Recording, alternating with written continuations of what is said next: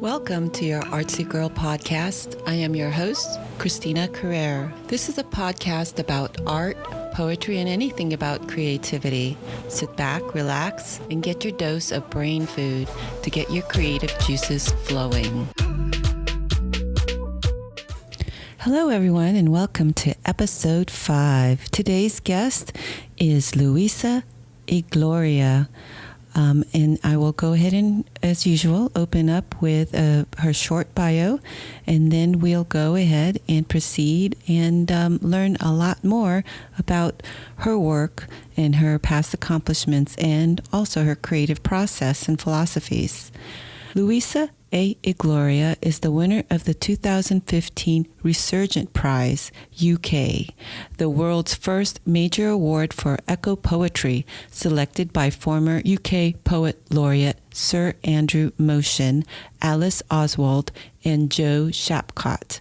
Former U.S. Poet Laureate Natasha Trethewey selected her chapbook, What Is Left of Wings, I Ask, as the 2018 recipient of the Center for the Book Arts Letterpress Poetry Chapbook Award. Other works include The Buddha Wonders If She Is Having a Midlife Crisis, Phoenicia Publishing, Montreal, 2018, Ode to the Heart Smaller Than a Pencil Eraser, 2014 May Swenson Prize, Utah State University Press, and 12 other books. She teaches on the faculty of the MFA Creative Writing Program at Old Dominion University, which she directed from 2009 to 2015, as well as the Muse Writers Center in Norfolk. Her website is luisaaigloria.com. That's spelled LuisAigloria.com. Hi, Luisa. Welcome to the show, and thank you for agreeing to come on to discuss your work and your creative process with me and the audience. I have known you for quite some time, and just like Eileen Tabios, Barbara Jane Reyes, and Nick Carbo, you have been one of the main folks promoting Filipino American poetry and literature. In fact, you had featured Filipina American writing during your exhibit of 100 Filipina American writers at the U.S. Library of Congress. Do you remember that? Yeah, that was quite a bit of time ago, but It was. Thanks for having me on your podcast. It's an honor to be in your lineup. No, I'm the one that's honored. Thank you so much for coming on. But yeah, I know that's pretty a while back, but that was pretty significant because was it the first ever Filipina American exhibit there? I'm not sure if it was or is, but the way it came about was I was also part of another women writers collective, WAMPO. Did you ever? Yes, I remember that. That's another one of those listservs. Yes. Yes. And I guess things have evolved since then. And I know that there is a Facebook page now also. Oh, wow. Okay. Those were the early days. Yeah. But I think during one year, one of the founders of the WAMPO listserv had suggested that whoever was interested could participate in a collation of just, putting together lists of women who wrote literature, who created poetry, and who created other types of literature. And we would get it up on one of the spaces in the WAMPO archive or the listserv to share with other people. And so they had, I guess, what they called like departments. People could volunteer to take on maybe the, I guess, curatorship for a list for, let's say, Australian women writers or things like that. So I thought that this is a good opportunity to volunteer to do something for Filipino writers, Filipina writers. So I started to work on that, and I sent out emails and asked people if they would be willing to have me list their names and list links that whatever they had available. Basically, it was just sharing information and putting it all together in one place. And I think after that, I think it was Reme Grifalda Yes. who's the editor and founder of Our Own Voice, the Yes. literary. What is it called? A web zine for Filipinos in the diaspora. So Mm-hmm. she, I think, was still working at the Library of Congress, or had connections to the Library of Congress. And I think she was the one who was primarily responsible for putting together a physical exhibit.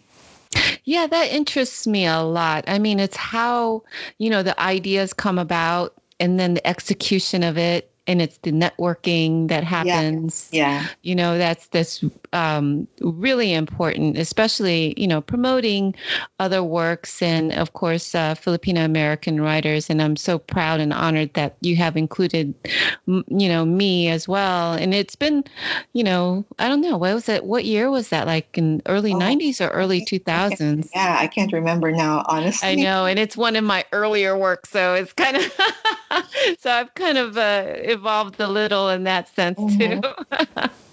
um, But also, this is a great reminder to take a look. I think that list still exists on the web, and is that right? yeah, yeah.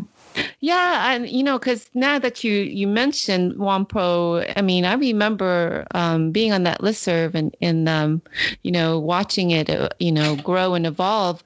Yeah, and I was wondering what came about of that. I'm going to go ahead and check that out as well. You Yeah, think they yeah, still this is a great exist? And reminder. Yeah. And I okay. think even back in that earlier time, when I think the speed of getting things done might Mm-hmm. not have been as seemingly immediate as we can do today, it still felt like a very quick turnaround for Yes. the responses to come in and the enthusiasm.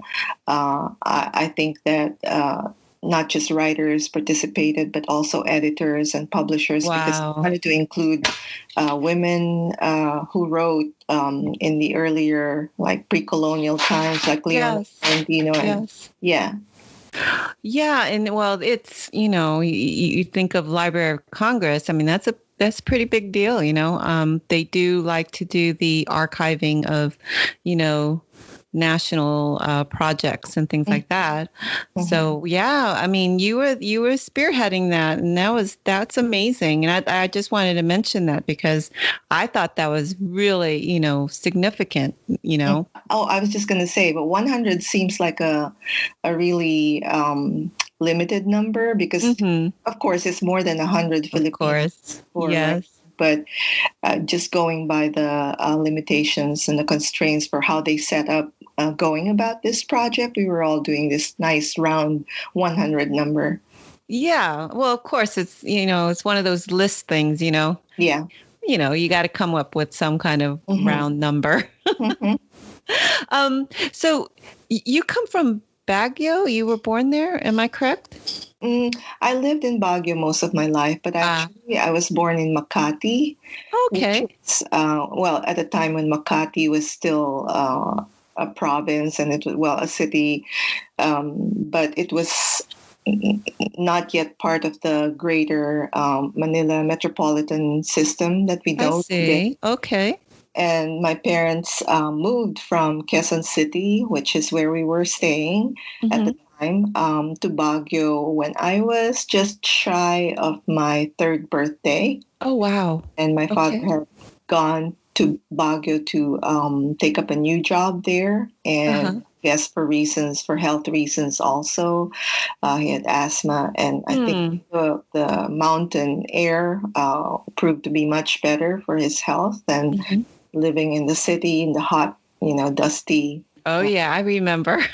yeah, So, okay, so you basically, even though you weren't born there, but you grew up there for most of your yeah, childhood, yeah, correct? yes. How did that, I don't know, influence you as a writer? I mean, um, I know that I feel that you are one of the poets that I know that really uh, talk about or expand on the effects of nature or talk about Mhm. nature. Mm-hmm. Do you find that Baguio and the mountain area of the Philippines have affected your aesthetics? Yeah, very much so. Baguio is a place of historical crossroads, I guess you could call it that. Mm-hmm. It was designed as a hill station for the American colonial government at the turn of the last century. Mm-hmm. And it was designed by Chicago architect Daniel Burnham. Wow. The Okay. stories, the histories of the city as a built up as a colonial hill station in the north. The American colonial government did not feel that staying in the lowlands during the summers was something that they could continue to, I guess, endure. And so, when Dean Wooster took a birding trip up into the hills, he was aided by a native guide, an indigenous guide, and the stories say that when he came upon the site of these mountains in the north, he was very, I guess, enchanted by the place, and he likened it to what he knew of New England and its Oh. environs. And somewhere in his journals, he wrote something like, all we need to do in order to turn this place into something, I guess, more familiar to the American experience, to the members of the American colonial government there, is to go to work in the mountains with a lawnmower. Oh, So really? it's sort of astounding to think how the imagination thinks of subduing the wilderness with a lawnmower. I So, but know, that's right? yeah. So anyway, things developed fairly quickly after that, and I think they caused really serious discussions about turning Baguio into the place that is now known as Baguio into a hill station. So it was the place where members of the American colonial government would hie off into the hills, just like there are hill stations in Mm-hmm. India and other places that were colonial outposts for other empires throughout Southeast Asia. So these were places which are usually salubrious to the health. They were up in colder mountain areas where Right. they could go away for some rest and recreation. And this was during the American Spanish War.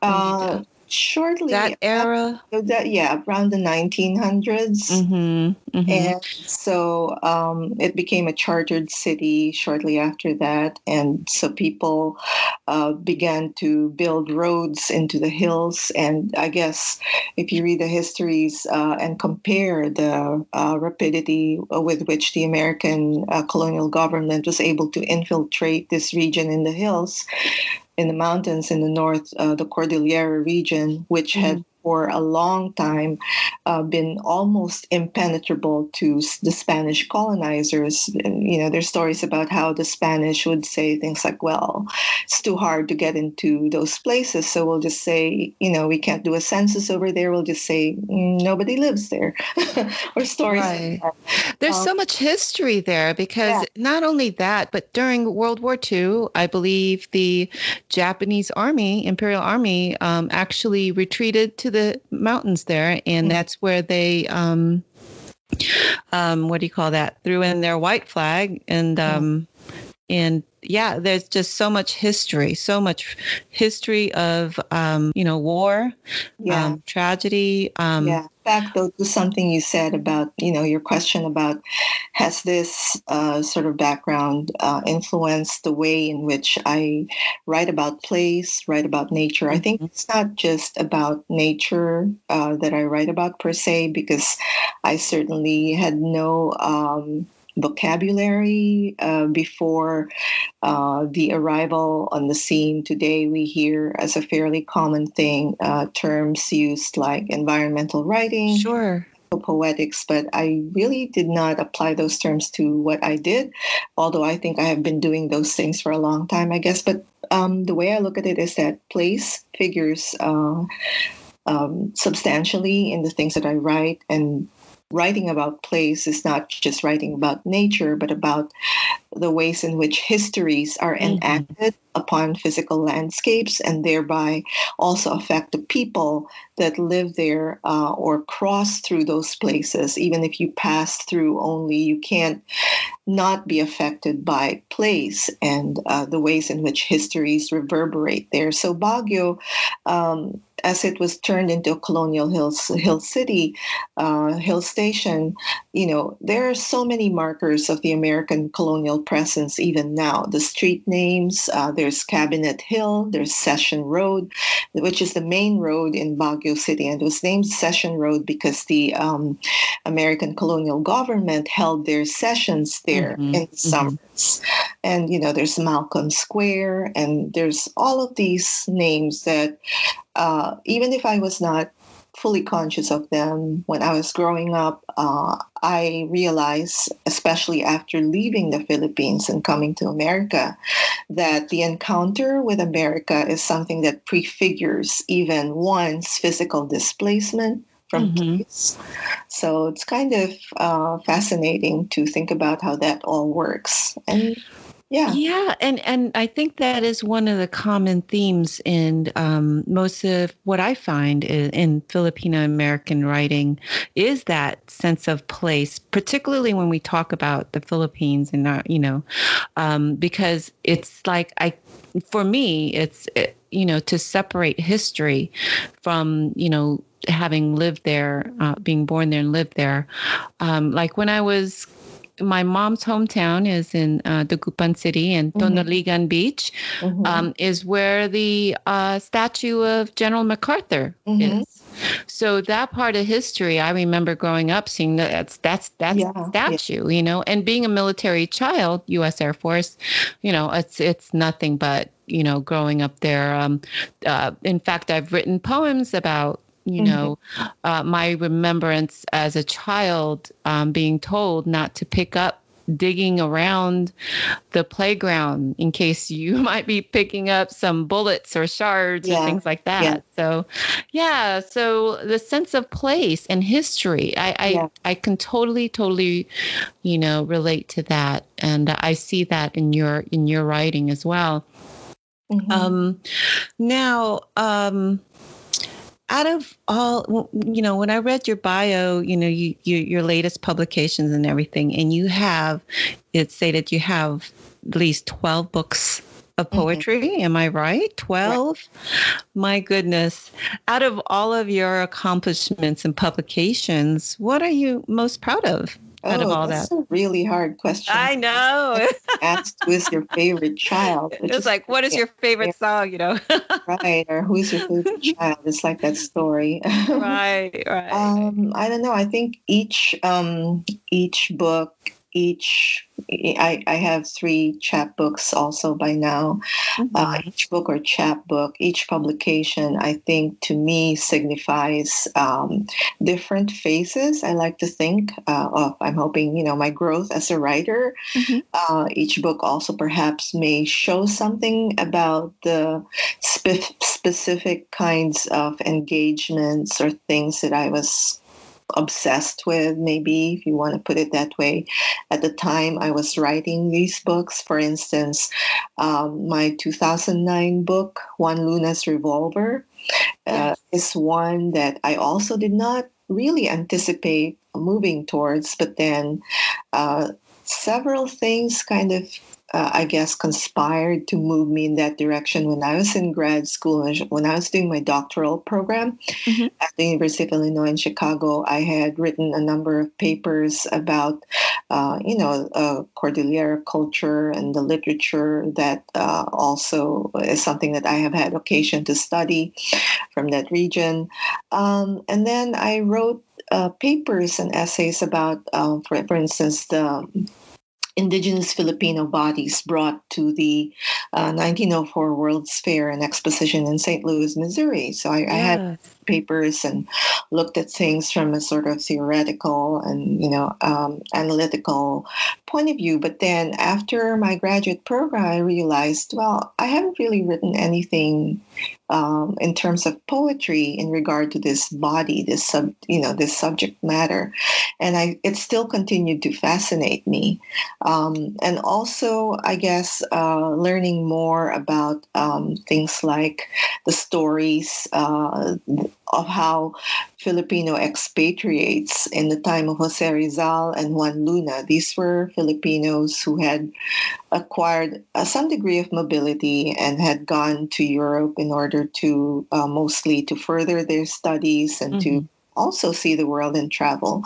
But I was interested in the stories of their lives as artists, and how, looking through those stories and histories, I found that there was so much in common with their own, the issues that they wrestled with and struggled with and attempted to solve in their work are very much still the same kinds of things that we struggle with as artists of color, as immigrant writers or diasporic writers, even in the current,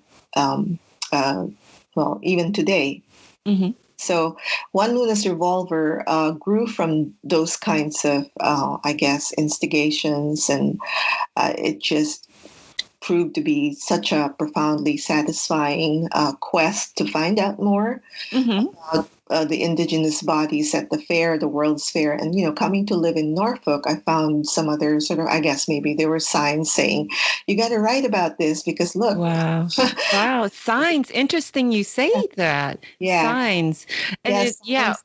Right. Do you actually feel being pulled one way, a direction? Yeah. Mm-hmm. Yeah, I think so.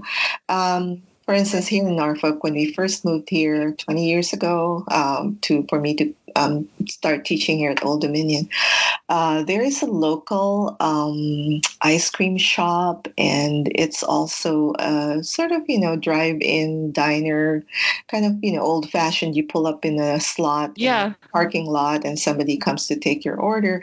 But that particular ice cream shop, it's called Dumar's. It's also a sandwich shop. I found out, it shares an unlikely footnote or placeholder in history, along with the Filipinos in the 1904 World's Fair. It's also at the same World's Fair and Expo that Mr. Dumar and, the family that runs this business, they created the first waffle cone, to make ice cream portable, so that fairgoers could take this cold sweet around and walk around with their ice cream. So ask you that. So and the original ice cream cone, waffle cone maker is still there. Sort of, artifact from the World's Fair of 1904, but it still works, and they still make waffle cones. Now, the book Juan Luna's Revolver. Yeah. Is that? How did you present that? Is that a series of persona poems, or what voice were you projecting in that collection? Yeah, that's a really good question. I think I do a number of things. I would say there are at least 2 sections that can be seen, like to be coming from 2 different historical periods. One is the period of the World's Fair, for sure.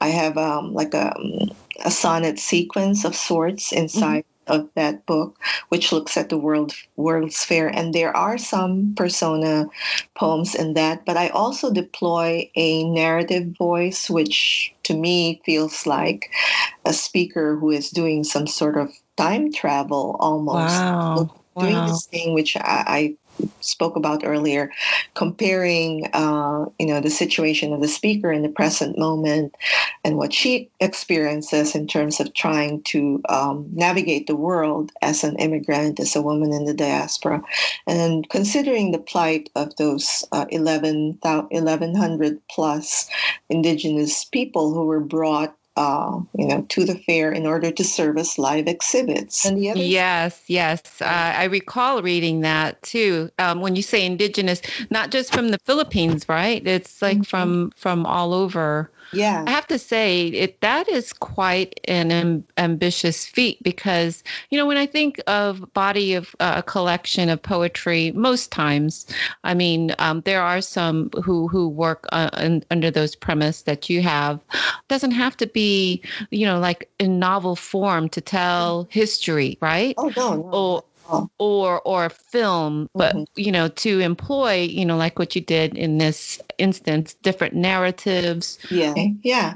And speaking to of Juan Luna's Revolver and the part of the book which looks at the travels and the questions that Filipino writers and intellectuals that had gone to Spain and other parts of Europe in the late part of the 19th century, I think that look at what they were doing also made it seem to me that the questions that they asked were still very much relevant to our questionings as artists and writers in the 21st century. Interesting. These are the questions they would ask each other about. Yeah, like who is my audience? Who am I writing for? And looking at the story of Juan Luna, the painter himself, he was embroiled in this sort of,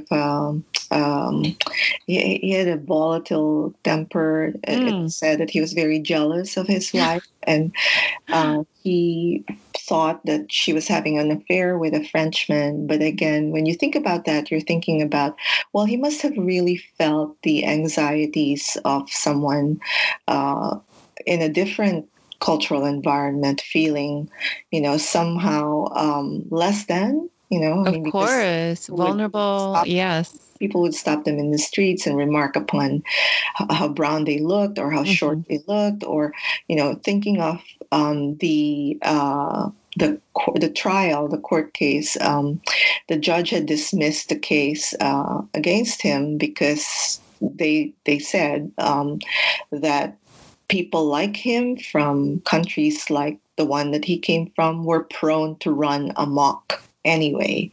So like a little slap on the wrist. I mean, he shot his wife and his mother-in-law because in the throes of this sort of jealous fit. And then when I was researching some of that, I also, entering the name Juan Luna, and I wanted to know actually things like little details, like what did he use, what kind of weapon and all. So this is where the type comes from too. And then in the searching on the internet for other details about these histories, I was reminded that there was this guy in, I think, Palatine in Illinois some time ago. I can't tell you the exact year now, but we can look it up. The infamous Brown's Chicken Massacre. So this man and his friend go there and shoot up everybody in the Brown's Chicken restaurant, and then they go hide in the woods until they're caught. And his name is Juan Luna. Really? So this is what came up. And the other curious thing is that this stuff has not, gone away. I had a reading a couple of years ago at Eastern Illinois, and I was introduced to a Filipina American graduate student who was at the time doing her history degree, her master's in history at the same school. And she had wanted to come to my reading, but she didn't have time to go to the actual reading event that evening. But she came to a class where I was doing a class visit and little informal talk earlier that afternoon. And she was very enthusiastic. And I gave her, I think she bought, or I gave her a copy of Juan Luna's Revolver, and she went away. And I went to my reading that evening, but before I could even start the reading, she was texting me furiously. Wow. And I didn't look at it until later because I was on the program. And later on, they took me out to eat. And at the restaurant, I started looking at the messages on my phone, just like, this guy that you write about in your poem, this Juan Luna, the Brown's Chicken Massacre. I think it was her cousin or nephew. Anyway, her relative was one of the young men Wow. killed in the Brown's Chicken Massacre. So she said, "This is very weird. This weird connection. This." Wow. It's giving me chills. Yeah, yeah. So I felt the same way. So, and you know, you never know how these lines intersect. The things that we do, how our own place in history is not something that I think one of the things I was trying to say through Juan Luna's Revolver in reimagining what might have happened either to Juan Luna and Rizal and their cohort in Europe, and also to the indigenous people. They were not only people from the Cordillera, but also people from down south in the Philippines. There were many groups of people from the Philippines put on display. And, Right. I go into these with the, I guess, perspective that history is not necessarily dead or inert, and that Right. my act or our acts of going back to history and researching and looking at what else it's saying to us, as much as what we can say back to it and from it, I think is a perspective that was very liberating for me too, because it made me feel like I can find other kinds of answers. This is not necessarily just the one version that we are allowed to have from whoever wrote this in the first place. Like how you described, the intersections of, where one history stops, another one affects the other, and Hmm. they, crisscross somewhere. Oh my gosh, that Yeah, was pretty deep. yeah, yeah. And here um, that now she's a friend now, the grad student that I met.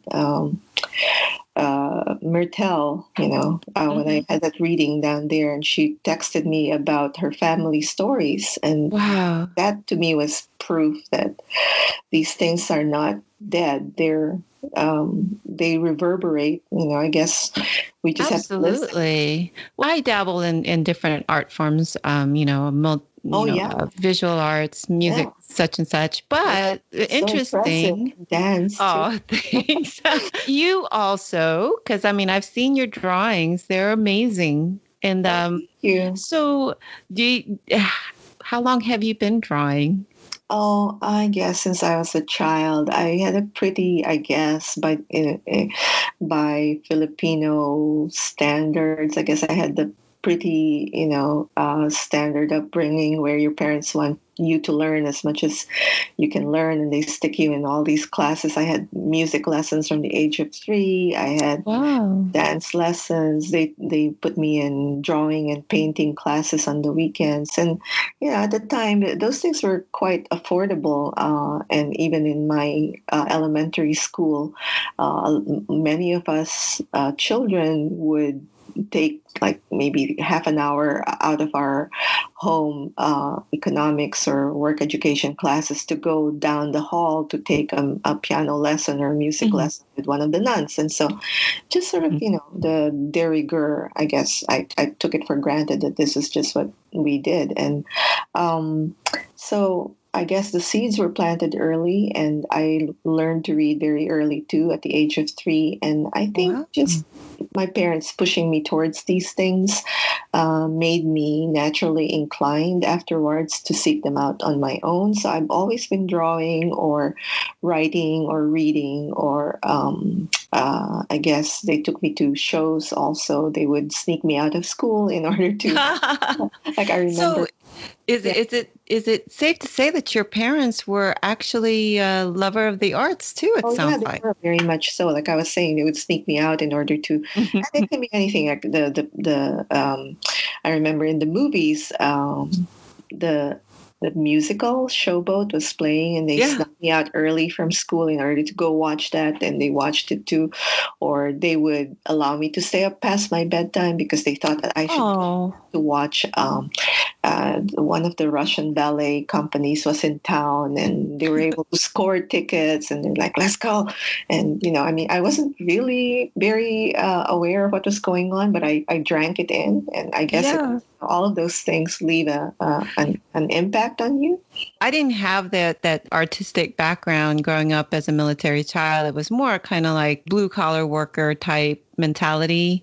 Mm-hmm. It's not until later in life I realized what my, true, desire in my heart, so to speak. I have to say, my own children would say that about me, because I take them out to, all the theater showings that I can, the art gallery, poetry reading. So I took them out. So it's not surprising to learn that they are also have the artistic bent to them as well. And I believe that your children as well.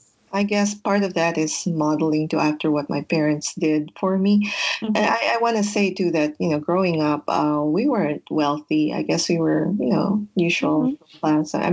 My father, though, he worked at the city hall. He was a lawyer, and for a time he was an assistant to one of the mayors for a couple of years, and he was very eager to avail of any opportunities that might come his way in terms of those kinds of cultural opportunities. When people would say, "Oh, you want tickets to this and that?" I'm like, "Sure," And I remember he loved bringing home whatever he had been, whatever new thing that he had experienced, and he wanted to share with us. Like he would go out with his work colleagues, and they would go out and, for instance, eat at a Chinese restaurant. But I remember one time that he came home quite late, and he had take out bag or take home bag with him of food, and he said, "I saved this because I want you to taste it." It's like I can't remember what it was, but he said, you have to taste this. You have to experience this, and there's some, I guess, special dish. I can't remember what it was now. Wow. So that really, really affected how, impacted did you? Yeah. And they were always telling stories. Now, my podcast focuses on, more or less creative processes and inspiration. And I notice you have been writing a poem a day for several years now on your website. Yeah, I've been doing this for 8 years. Wow. I can't imagine that. 8. Every day for 8 years. Every day, no matter what's going on in my life. It's just become, it's been something that I've truly come to love. Mm-hmm. I do not look at the daily writing as a burden or as something that is hanging over my head that I have to do because of obligation. I truly look forward to that part in the day where I can come to it almost as like, I look at it as a reward to myself to come to space and time for myself. Yes. And I don't have a set time every day. I just do it whenever I can drop into even at least a half an hour to do my writing, to meet myself in this writing space. And it's just something that has grown from 8 years ago. And it's on vianegativa.us, and this is a blog, a writing blog, which was founded and started by my fellow poet and now friend. He was also an editor of a literary journal, a co-editor of a literary journal a while back. He is also very much into film poetry or video film poems, and so it just meeting people too through this activity, and because people will stop by the blog and comment on things. I'm not the only one writing there, but I'm certainly grateful for the space that he shares with me there. So that's where I put my daily poems. But I will go back and look at them. I put them there, and people can comment on them. People can read them. But I also go back and look at them, and I look at them with an eye towards further revision. So if there's things that I think need further work, I might take them down temporarily and continue to work on them. But it's been a real wonderful repository for the daily engagement with words. Sure. I've been able. I'm very grateful and fortunate, I think, to have been able to pull at least three whole manuscripts and I was going publications to ask you out that. there. So it has evolved into publications, other Yeah, publications. yeah, yeah, Wow. That is interesting. So, yeah, I was wondering, for 8 years every day, I mean, every day. obviously, you would think if it was such a drudgery, you would have probably stopped or. Oh no, not at all. I So, love but it I so much. like that the idea that it does, you look forward to it Yeah, actually, yeah. almost like, I don't know, something that you look forward to, like a piece of Yes. chocolate. Right. It's almost as if like I know I have things to do for tomorrow, but I want to get my work done as fast as I can because I don't want to be bothered when I sit down with myself and Oh, do my own work oh. myself. And I like that idea so much because there's a lot of time where it's like, oh, for me at least, oh, when am I ever going to have That time to do? actually was how it started from my Hmm. feeling. And we know that we complain a lot.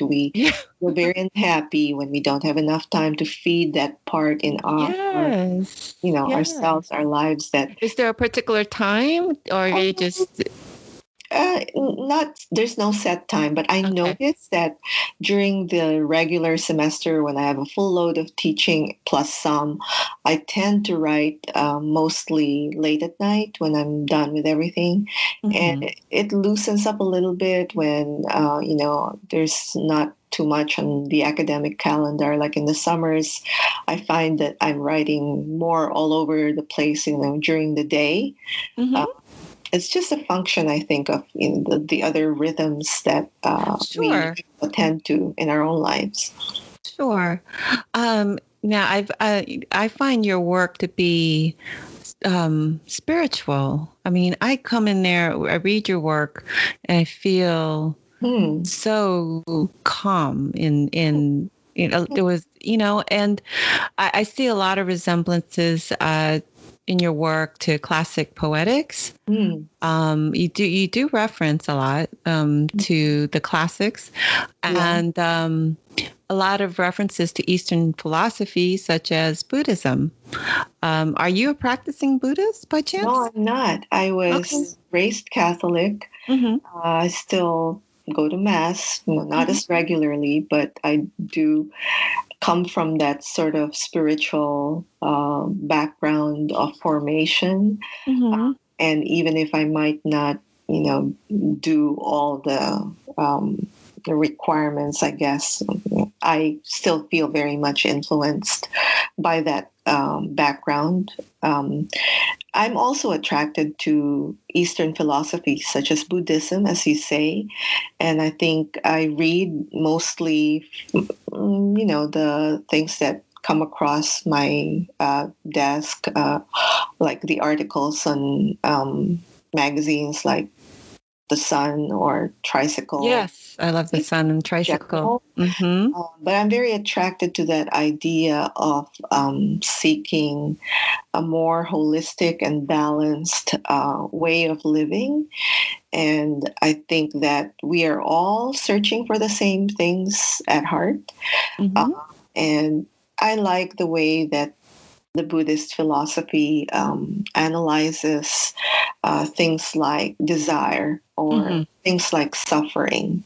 Uh, and that's another thing that I think all human beings share Mm-hmm. is this desire for how to manage our lives so that we don't suffer so much or as much, or how, what are the practical tools for living. And I think that's also useful for poets because I see poetry not just as an exercise that we do with words or with forms or with whatever literary traditions we've inherited. I think too that poetry is also something that is like soul work, because Mm-hmm. when you get in there, I mean, your material is your life, your circumstances, that Mm-hmm. part of reality with which you are by virtue of living in your body in this time and space on earth.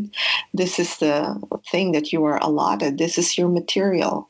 Yes. How do you stay there? How do you cultivate this time and space in your body living in this space? How do you do that? And what words come out of that engagement? So I think it's very helpful to look at all of these things, at least in my experience. Right. And that collection, I forgot the title, if you can help me with it. The Buddha's Buddha in middle wonders, life or Buddha wonders if she is having a midlife crisis. yes, Yeah. yes. How did that come about? Oh, again, it's just one of those things where I had no idea that it would lead to a book. But I guess let me just say that, I mean, as a mom, as a person who is also trying to contend with lots of domestic questions, how to solve problems, and as a mom, how to maybe help others solve problems. I have challenges. I've had a lot of challenges in my own life where I really sometimes struggle to figure out, basically, what do I do? And poetry has been, because of the way I've done this daily writing thing, it has really become the place where I ask these questions. It's like I'm talking, my preferred way of conversing with myself, especially, is through poems. So asking these questions in the throes of my own daily struggle, like what do I do with a child who is having difficulties? How do I bridge that? I write poems in order to try and arrive at some sense of maybe, I don't know, clarity maybe, or some sense of relief, or some sense of at least unburdening maybe sometimes. And I don't necessarily arrive at the answers to all the questions, but it's important that I think I have this conversation. Yeah, I love that you shared that with us because it's very enlightening. And refreshing too, also to know that, as poets, we don't live out there in the ether, and no, not at all. we are human beings on this earth suffering through the same modern life.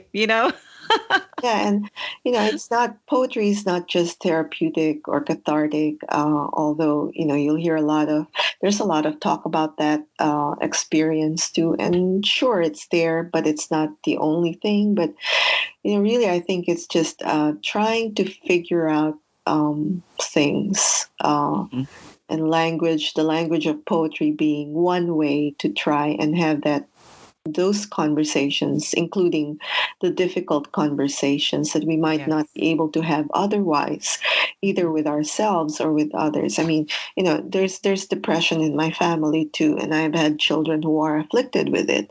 And so, as a mother, I have to stop you there. I'm moved that you actually shared that because we suffer from that too. So, I mean, just so that the audience know that, that we do have to deal with life's problems like that. Yeah. So, Yeah. I guess, in a nutshell, it's just we find a way to talk about these things, because not talking is probably a very bad option to just keep it in. Yeah. Right. Right. Belaboring the point, I think poetry is another wonderful place where you can continue to talk and to hope to talk without judgment, or to hope to talk without fear of being shut down. I mean, that's the hope, right? Right. Correct. Now, I saw that you have awards from the UK. Oh, yeah. How did you come about gaining notoriety and recognition with modern poetics across the pond, I'd like to say? You're very kind. I don't know about notoriety. Well, you won some awards, right? Yeah, and wonderful and gratifying to see that my work resonates with other audiences, not just here or in the Philippines, but this, I mean, that's what any writer really hopes for, is to know that our words are valuable to others, that other people are hearing these words, that we can be present in more than one space. Yes. That's what any writer, I think, hopes they can have. So I joined a couple of contests and sent works in and submitted. And the first Resurgence Poetry Prize, the first Echo Poetry Prize. Wow. I had the good fortune to win. I was. And you're so modest. You actually you flew out there for the. Yeah, because I think Yes. the call came in late November, and the prize giving was December 14, I believe, in London. Wow. And, I mean, it did come with prize money, and in my family, my husband and my daughter here, if we bought the whole kin circle, that would have been impossible. But my husband and my youngest daughter were like, "Oh, you need to go, and we want to come with you." Of course. And since they did give some prize money, I said, and since it was kind of like a windfall and unexpected, it's raise, I said, well, what the heck, let's go use the prize money to go get the prize. There you go. Yeah. Now, I get you're working on an anthology project. Yeah, it's actually about to come out in March, in a few weeks. Oh, wow. And yeah, this is an anthology called Of Color, Poets' Ways of Making. So we call the anthology an anthology of essays on transformative poetics. And this is coming out from the operating system around mid-March, just in time for the AWP, which is at the end of March in Portland this week. Yeah. Wow. And what is this collection about? Well, it's a very interesting anthology in many ways. One thing, I am co-editor of this anthology with a former graduate student, a wonderful poet in her own right, Amanda Galvan Wynn. And when she was in the MFA program here at Old Dominion, I remember one night, she was also my program assistant for 2 years during the time that I was still program director.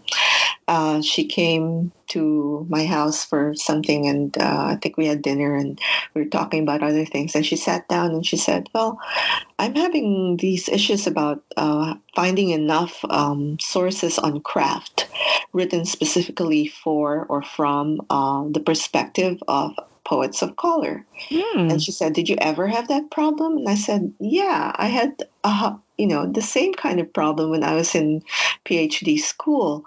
And it surprised me that she was still feeling that way. And this is, the 20, when did she say that?